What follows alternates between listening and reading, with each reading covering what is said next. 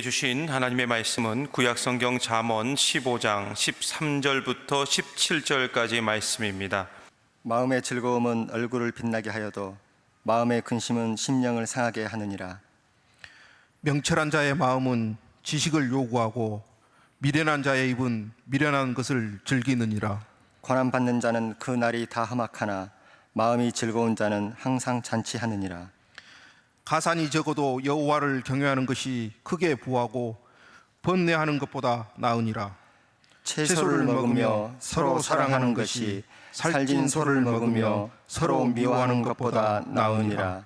지난주 동안에 참 바쁘면서도 풍성한 그런 한 주를 보냈습니다. 아이 결혼시키면서 첫째는 감사요, 둘째는 그 감사가 여러분들의 수고와 함께 우리 교회의 뭐랄까요, 경영학적 용어로 말한다면 순천제일의 네임밸류, 브랜드 가치를 다시금 확인하는 가슴 뭉클한 그런 경험들이 있었습니다. 전부 내 일처럼 땀 흘려 수고하고, 특별히 부엌에서 음식 만들어내는 과정들이 쉽지 않지만 뜨거운 불 가운데서도 참 기쁨으로 그 일 감당해 주시는 그런 모습 보면서 그야말로 감사해요, 이것이 큰 복이다, 그런 생각을 합니다. 이 복이 세상 속으로 어떤 모습으로 흩어져 갈지도 아주 뭐랄까 새로운 기대를 가지고 그렇게 설 수 있는 그런 시간이었습니다. 그리고 또 하나는 이제 나이 들어가면서 이제서 어른이 되나 봅니다. 바로 내가 살아보니까 이런 것이었습니다. 젊었을 때는 어른들이 뭐라 하실 때마다 또 그 소리, 그 살아봤다는 게 무슨 대수라고 그랬었는데, 무엇보다도 여기까지 살아온, 특별히 믿음을 가지고 살아왔다는 것이 저절로 내가 살아보니까 정작 중요한 것은 이거야 라고 이야기할 수 있는 그거더라는 거예요. 내가 살아보니까. 어떤 부부 행복 세미나에서 있었던 일이라는데요, 강사가 강의를 진행하기 전에 첫 번째 이런 질문들을 던졌더랍니다. 여러분, 절대로 그럴 일은 없겠지만 만약에 세상에 다시 태어난다면 지금의 배우자와 또다시 결혼하시겠습니까? 그런 분 있으면 손 한번 들어보십시오. 한 1000여 명 정도 되는 엄청난 청중들이 모였는데 딱 두 사람이 두 손을 높이 들더랍니다. 할머니 한 분과 중년 부인 한 분이었습니다. 그래서 먼저 그 강사가 할머니에게 그 이유를 물었습니다. 할머니, 지금 같이 살고 계신 할아버지가 그토록 좋으세요? 좋기는 개뿔. 그래서 깜짝 놀라서, 아니 그러면 왜 다시 태어나도 할아버지와 또 결혼하고 싶으세요? 그러더니, 그렇잖아, 어떤 놈이나 다 그놈이 그놈이야, 그러더랍니다. 이번에는 그 강사가 중년 부인에게 그 이유를 물었습니다. 아주머니는 지금의 남편이 그렇게 좋으세요? 좋긴 뭐가 좋아요, 헤어질 수 없으니까 사는 거지. 그런데 왜 다시 태어나도 아저씨와 다시 결혼하겠다는 거예요? 그러자 이렇게 대답하더랍니다. 내가 지금까지 고생해서 가까스로 내 스타일에 맞춰 놓았는데 다른 놈 만나서 어떻게 그 고생을 또 한단 말입니까? 그렇게 얘기를 하더랍니다. 참 살아가는 게 그렇죠.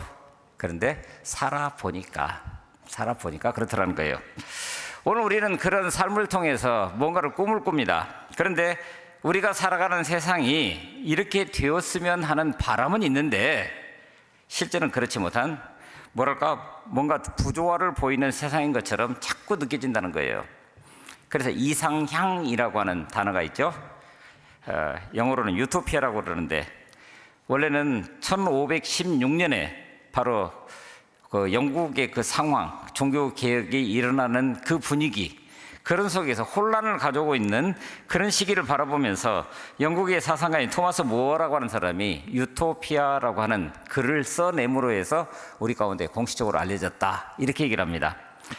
그런데 그 유토피아라고 하는 것 자체가 그리스어로 보니까 놀랍게도 두 가지 비슷한 의미를, 아니 전혀 다른 의미를 가지고 있다는 거예요.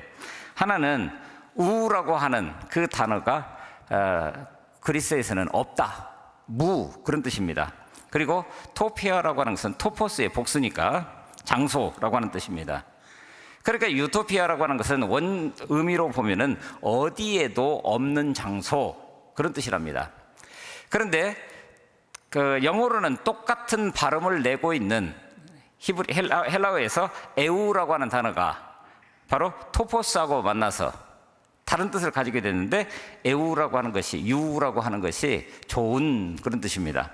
그러니까 에우토피아라고 하는 말은 아주 좋은 장소. 그러면 세상 어디에도 없는 장소와 아주 좋은 장소, 이 두 가지가 만나면 어떻게 될까요? 바로 현실에는 결코 존재하지 않는 이상적인 사회, 이 정도의 뜻을 갖는다라고 하는 겁니다. 그야말로 이상향이죠. 근데 오늘 우리가 살아가는 세상 가운데서 그 이상향을 살아간다고요? 오늘 우리가 살아가는 이런 세상을 살아간다는 것이 도대체 무엇을 의미하고 있느냐라고 하는 거예요. 특별히 가정사 가운데서 부모 자식 간에, 또 부부 간에, 또 부모를 모시고 살아가는 그런 자식된 입장에서 보면 우리가 유토피아를 꿈꾸면서 살아가고 있는 이런 세상들이 도대체 무슨 의미가 있느냐라고 하는 거예요. 오늘 본문 15절은 결정적으로 아예 우리가 살아가는 세상을 이렇게 얘기를 합니다. 같이 한번 보실까요? 고난받는 자는 그날이 다 험악하나 마음이 즐거운 자는 항상 잔치한다고. 뭐가 즐거운 자가 항상 잔치한다고요? 마음이 즐거운 자가. 근데 13절, 14절에서도 이야기하고 있는 것처럼 문제는 우리 마음이라는 겁니다. 우리 마음의 상태가 아주 중요합니다. 그렇죠? 우리 마음의 생각이라고 하는 것이 우리의 몸뿐만 아니라 결과적으로 보면 우리의 삶까지도 이렇게 저렇게 영향을 미치고 있는 것이 우리 현실이기 때문에 그렇습니다. 요즘 알러지 때문에 고생 많이 하는 분들 많죠. 5월에서 6월로 넘어가면서 이제 꽃은 져가는데 조금 있으면은 뭐랄까 송화가루 날리면서 아주 그냥 뭐 기후 변화하고 관련해서도 고생 많이 하는 그런 경우들을 보게 됩니다. 저도 다른 건 모르겠는데 꽃가루 알러지에는 아주 그냥 민감해가지고 정신을 못 차릴 때가 참 많습니다. 근데 어떤 청년이 장미꽃에 알러지가 있었습니다. 그 냄새만 맡으면. 근데 어느 날 집에 가보니까 누가 아마 다녀가면서 뭐 이렇게 선물로 가져온 것 같은데 거실에 꽃다발이 한 바 놓여 있는데 거기에 이렇게 가만히 보니까 장미 몇 송이가 이렇게 숨겨져 있는 거예요. 근데 장미 하는 순간 참으려고 노력하는데 온몸이 그냥 알러지 반응으로 인해서 그냥 견딜 수가 없는 그런 상황. 그래서 도저히 참지 못해서 병원에 응급실을 찾아서 주사를 맞고 응급처치를 했습니다. 그런데 집에 돌아와서 다시 보니까 그 장미꽃이 좋아하더래요. 이해가 안 되십니까? 그러니까 우리에게 냄새나 기타 모든 것을 아무런 영향을 미치지 않는데 그냥 장미꽃 하는 단어가 내 머릿속에 딱 들어오는 순간 나도 모르게 그런 반응을 보이더라고 하는 겁니다. 우리 마음의 생각이 바로 온몸에 미쳐요. 특별히 영적인 차원에서 우리 신앙상 가운데 보면 우리 마음이라고 하는 것이 결국은 우리의 생활 전체를 이끌어가는 능력이라고 할 때 바로 성령으로 충만해야만 주님으로 인한 기쁨을 누리면서 살아갈 수 있는 것이 우리 신앙생활인 거예요. 그러니까 신앙생활을 잘한다라고 하는 것은 항상 주 안에서 주님 주시는 기쁨을 마음껏 누려가는 그런 삶이라. 왜요? 우리가 구원받은 존재이고 그리고 구원에 합당한 삶을 살아간다는 것 자체가 주님께서 주신 그 마음이기 때문에 그렇습니다. 더군다나 사도 바울은 마음의 즐거움과 그 기쁨이 성령의 열매라고까지 이야기를 합니다. 성령 충만의 결과가 즐거움으로 나타납니다. 그러니까 마음의 자세는 우리의 그냥 보통 삶뿐만 아니라 신앙생활에도 큰 영향을 미치는 거죠.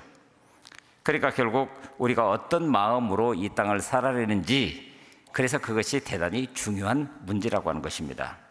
그렇다면 잔치하듯이 즐거운 마음의 상태를 유지하면서 이 땅을 살아내기 위해서 필요한 게 뭐예요? 오늘 본문에서는 두 가지로 얘기를 합니다. 16절 볼까요? 가산이 적어도 여호와를 경외하는 것이 크게 부하고 번뇌하는 것보다 낫다. 하나는 가산이 적어서 곧 가난한 것과 한쪽은 부한 것, 두 가지를 대비하고 있습니다. 그런데 가산이 적어도 뭐라고요? 여호와를 경외하는 것이, 그러니까 이 말은 여호와를 경외하는 것이 마음의 즐거움의 근원이라 오늘 우리에게 단도직입적으로 그렇게 말하고 있는 겁니다.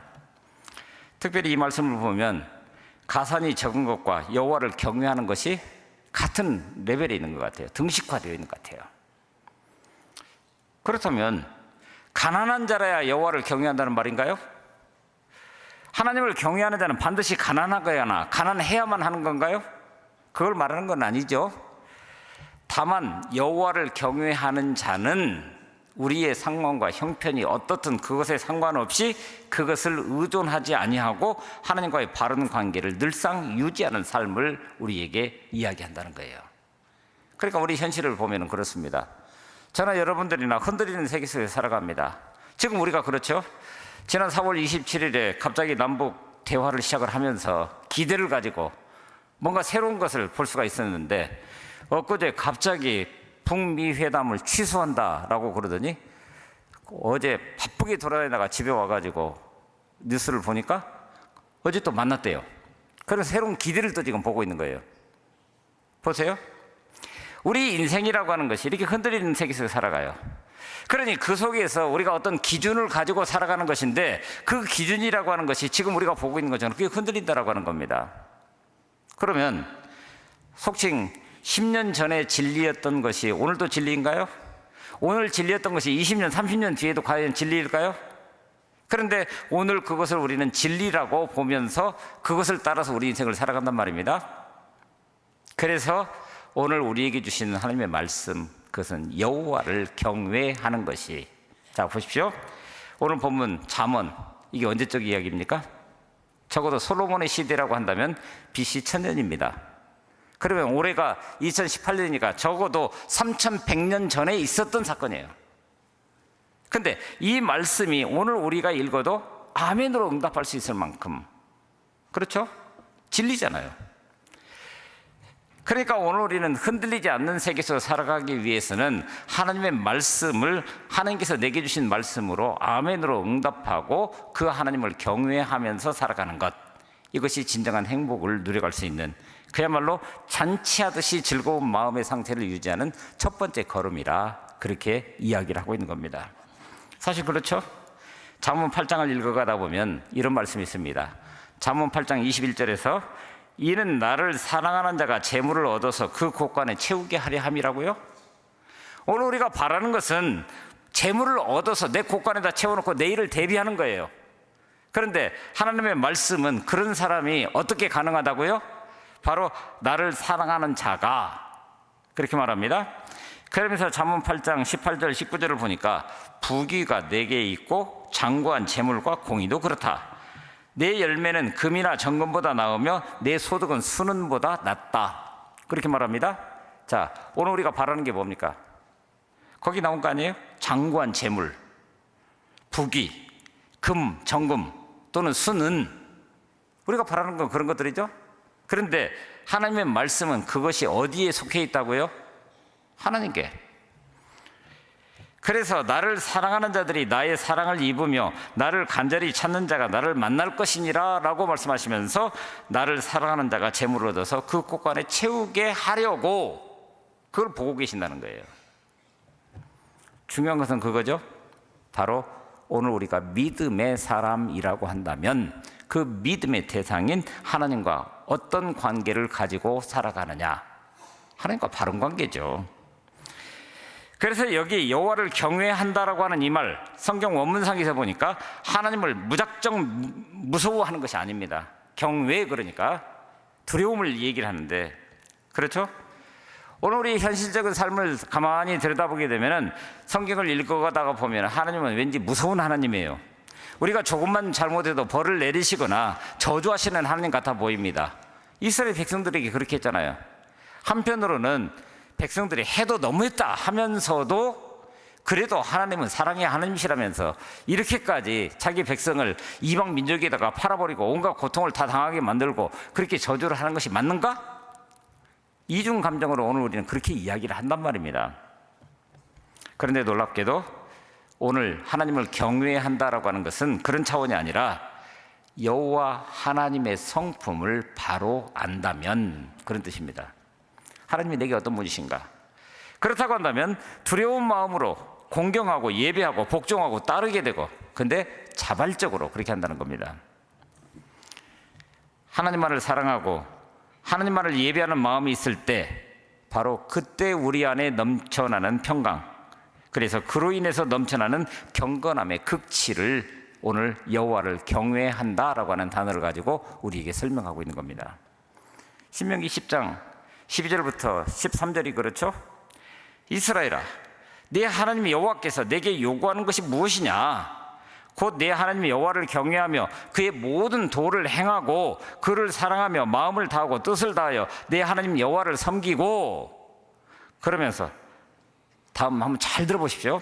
내가 오늘 네 행복을 위하여 내게 명하는 여호와의 명령과 규례를 지킬 것이 아니냐. 하나님이 뭐라고 하셨다고요? 오늘 바로 너희의 행복을 위해서, 오늘 너희의 행복을 위해서.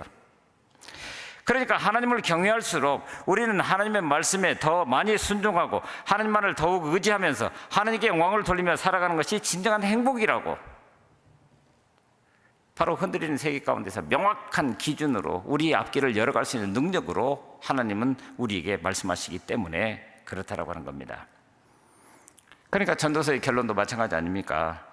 일의 결국은 다 들었으니 하나님을 경외하고 그 명령을 지킬지어다. 이것이 사람의 본분이니라. 사람의 마땅한 본분이라고 하는 이 말 전부라는 얘기입니다. 하나님을 경외하는 마음을 가지고 그 명령을 지키면서 살아가는 것, 우리 인생의 전부라고. 하나님을 섬기는 일은 우리 삶의 부분적인 일이 아닙니다. 그저 일주일에 주일날 한 번 나와서 예배드리는 것으로 모든 것이 끝나고 나머지는 내 생각과 내 판단과 내 경험, 그냥 세상 살아가는 삶의 방식, 그것을 따라서 살아가는 게 아니라는 거예요. 전부라고 하는 겁니다. 그러니까 하나님을 경외함이 없는 그런 인생은 살아있으나 죽은 인생이다. 그렇게까지도 이야기할 수 있을 겁니다. 잠언서도 마찬가지죠. 잠언서 시작 부분에 1장 7절에 보면은 여호와를 경외하는 것이 지식의 근본이거늘, 지식의 근본이래요. 미련한 자는 지혜와 훈계를 멸시한다. 세상에서 아무리 머리가 좋다고 해도 하나님을 경외하는 마음이 없다고 한다면 그것은 지식이 아니에요. 아무리 잘생긴 용모와 얼굴을 가졌다고 해도 하나님을 경외하는 마음이 없다면 아무것도 아닌 거라고. 권력을 가졌고 명예를 가졌고 내가 가졌다라고 하는 것을 사람에게는 자랑할 수 있을지 모르겠는데 과연 하나님 앞에서도 그것을 자랑할 수 있을까요? 그러니까 여호와 하나님을 경외하는 것이 오늘을 행복하게 살아가기 위해서는 그 무엇보다도 내 삶의 명확한 기준을 가지고 그 기준을 따라서 의미 있게 세상을 살아가기 위해서는 필요한 과정이 그거라고, 우리에게 이기라고 있는 겁니다.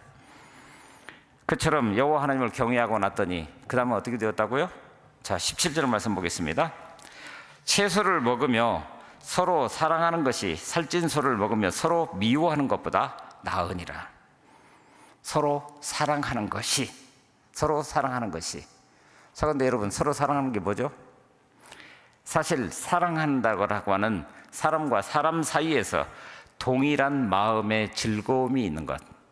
그러니까 아까 그 마음이 잔치집에 있는 것처럼 바로 그런 상태가 되는 것, 그거죠. 한 번은 사람들이 카페에서 커피를 마시고 있는데 엄마를 따라서 왔던 어떤 아이가 천방지축으로 뛰더니 옆 테이블에 놓여있던 커피잔을 건드렸습니다. 그 다음은 상상이 되시죠? 커피가 완전히 튀었고 옷이 커피에 그냥 물들어버리는, 저를 어쩌나 하면서 안절부절하고 있는 그 테이블과 달리 옆 테이블에서 그 광경을 보면서 이런저런 이야기를 하는데 한 친구가 이런 이야기를 불쑥 터뜨려 놓는 거예요. 나만 아니면 돼. 지금 그 상황에서 나만 아니면 돼. 그래서 그 말이 한동안 유행어가 됐던 적이 있었습니다. 그리고 혹시 1박 2일이라고 하는 프로그램 보셨습니까? 5명, 6명의 멤버들이 서로 패를 나누어서 게임을 해서 시청자들에게 웃음을 주는 프로그램인데 1박 2일 하룻밤을 같이 자다가 보니까 별별 일들이 다 벌어집니다. 특별히 저녁 시간이 되면 저녁밥을 놓고 복불복을 합니다.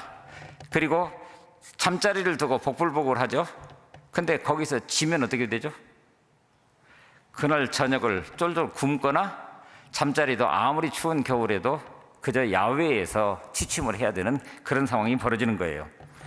그래서 이 멤버들이 그 게임을 하기 전에, 복불복 게임을 하기 전에 그들이 하는 얘기가 뭐예요? 나만 아니면 돼. 나만 따뜻한데, 나만 저녁 때 따뜻한 만 먹으면 되는 거예요. 얼마나 이기적인지. 1970년대에 경부 고속도로를 만들 때 유행했던 말, 뭐로 가도 서울만 가면 되지.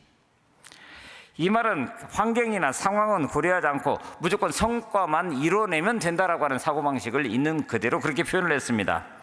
사실 그때는 다들 먹고 살기에 급급했던 때라 이런 생각들을 그저 아무 생각 없이 있는 그대로 받아들이면서 나도 그렇게 되어갔었습니다. 어느 결에 그러다 보니까 돈이면 다 된다는 사고방식이 팽배해졌고, 그것이 지금 오늘 우리 사회의 혼란 상황을 보게 되면은 그런 영향들이 여전히 존재한다라고 하는 거예요. 정말 이기적이지. 나만 아니면 됩니까? 뭐로 가도 서울만 가면 됩니까? 그 과정과 절차는 어떻습니까? 사람과 사람이 살아가는 것인데 사람과 사람 사이의 관계를 결정 지어주는 것이 뭘까요? 그게 사랑 아니에요? 그래서 고린도전서 13장을 보면 우리가 사랑장이라고 하는 그 장에서 참 사랑의 모습을 그려가는 과정 후에 13장 11절에 보니까 이렇게 말씀하십니다. 내가 어렸을 때에는 말하는 것이 어린아이와 같고 깨닫는 것이 어린아이와 같더니 장성한 사람이 되어서는 어떻게 됐다고요? 어린아이의 일을 버렸노라. 어른이 되니까. 그러니까 고린도서 13장에서 일컫는 그 사랑은 사랑이 돼 사랑이 아닌 것을 어린아이와 같은 사랑, 어린아이와 같은 삶의 스타일이라고 우리에게 명백하게 이야기를 해주고 있는 겁니다. 그러나 장성한 사람이 되어서는 어떻게 했다고요? 어린아이의 일을 버리고 이제 어른이 되어서 성숙한 사랑을 살아가는 삶이 이어진다. 오늘 우리에게 그렇게 말합니다. 오늘 우리로 말하면 믿음의 분량이 그만큼 되면 이제는 나 아닌 바로 내게 이 모든 것을 허락하신 하나님을 먼저 생각하고, 그리고는 이제 그 하나님을 생각하고 하나님을 예배하는 그 마음으로 나와 관계를 맺고 살아가는 수많은 사람들 사이에서 서로 사랑하면서 살아가게 된다. 이걸 말하는 것 아니겠습니까? 세상에 존재하는 사랑 가운데 하나님의 사랑을 가장 많이 닮은 사랑이라고 한다면 어떤 사랑을 꼽으시겠습니까? 저는 어머니의 사랑을 꼽고 싶습니다. 자, 어머니가 되고 나니까 시장에 바구니를 들고 갑니다. 싱싱한 채소를 고르고 과일을 고르고 고기를 고르고 뭘 골라요? 오늘 저녁은 그렇죠? 그런데 어머니가 시장에서 자기가 먹고 싶은 것, 하고 싶은 것을 우선하던가요? 시장을 보게 되면 가장 먼저 남편이 뭘 좋아할까? 아들, 딸들이 오늘 어떤 요리를 해주면, 또 사랑하는 아버지, 어머니를 모시고 살아가는 분들 같으면 어머니, 아버지가 이것을 좋아할까? 저것을 좋아할까? 궁리를 합니다. 생각하고 망설이고 하는 그 어머니의 그 마음은 항상 내가 아닌 다른 사람들에게 먼저 그 마음이 머물고 있어요. 그리고 저녁 식탁에 둘러앉은 식구들을 먼저 생각합니다. 내 입에 들어가는 것은 없어도 희생하면서 즐거워하고 수고하면서도 기뻐하는 마음입니다. 그 속에는 참 사랑이 담겨져 있습니다. 사랑의 순수함이 거기 있죠. 그런데 어떨까요? 결혼하기 전에 그 여성이 그랬을까요? 더 낮춰서 10대를 살아가고 있는 그 여성들이 그렇게 살았을까요? 어머니가 되니까, 바로 장성한 어른이 되니까 추위를 보게 되는 거예요. 고던 알포트라고 하는 분이 쓴 인격의 성장과 유형이라는 책에서 이야기하고 있는 것이 바로 그런 내용입니다. 가장 먼저 성숙되고 건강한 사람의 성품에 대해서 이야기를 하면서 성장이라고 하는 것은 자아감의 자아의식의 확대다, 그렇게 얘기를 합니다. 어린아이들은 전부 자기 중심으로 살아가죠. 그런데 조금 더 커지기 시작하면서 다른 사람과 같이 어울리자고 한다면 나 아닌 부모가 있고 형제, 누나, 형님, 동생 뭐 이런 게 있고, 그리고 유치원에 가면 벌써 나와 함께, 그러다 보니까 내 생각만, 내 고집만을 주장할 수가 없게 되는 거죠. 처음에는 때도 써보고 이렇게도 하지만, 그러나 이게 안 된다는 것을 알면서 그 의식이 조금씩 확대되어 가면서 다른 사람들이 내 안으로 들어오기 시작한다는 거예요. 그러다 보니까 이렇게 확대되어 가는 자아의식을 통해서 자기를 생각하게 되고, 그러므로 이제는 내가 편하고 불편하고 이게 중요한 게 아니라 더 넓고 더욱 큰 의미 속에서 내가 만나는 수많은 사람들 속에서 그 속에 나는 뭐냐라고 하는 것을 질문해 가면서 자기를 자꾸 확대해 간다라고 하는 겁니다. 특별히 교회를 가리켜서 요새는 확대된 가족이라고 이야기를 합니다. 그러니까 이 교회 내에 어머니 역할, 아버지 역할, 할아버지, 할머니 역할, 그리고 아이들 역할 다 있는 거예요. 그럼 그 역할을 온전하게 하는 게 뭡니까? 바로 사랑이죠. 희생이고 섬김이죠.